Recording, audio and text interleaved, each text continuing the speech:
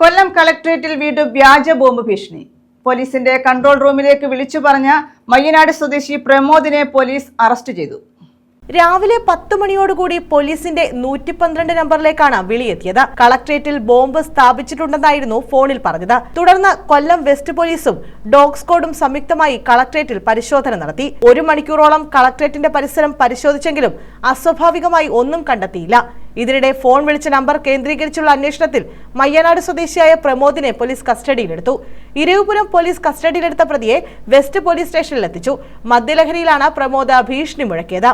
പ്രമോദിനെ ചോദ്യം ചെയ്തപ്പോൾ വസ്തുതർക്കവുമായി ബന്ധപ്പെട്ട് ബന്ധുക്കൾ ഉപദ്രവിക്കുന്നുണ്ടെന്നും ഇതുമൂലം താൻ സ്ഥിരമായി മദ്യപിക്കാറുണ്ടെന്നും പോലീസിനോട് പറഞ്ഞു. ജയിലിലേക്ക് പോകണമെന്ന ഉദ്ദേശത്തോടു കൂടിയാണ് ബോംബ് ഭീഷണി മുഴക്കിയതെന്നും പ്രമോദ് പറഞ്ഞു.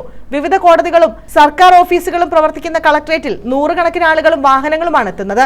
നേരത്തെ ഒരു തവണ കളക്ടറേറ്റിൽ ബോംബ് സ്ഫോടനം നടന്നിട്ടുള്ള സാഹചര്യത്തിൽ പോലീസും ജാഗ്രതയോടെയാണ് പരിശോധന നടത്തിയതെങ്കിലും ഭീഷണി വ്യാജമാണെന്ന് സ്ഥിരീകരിക്കുകയായിരുന്നു. ന്യൂസ് ബ്യൂറോ, കൊല്ലം.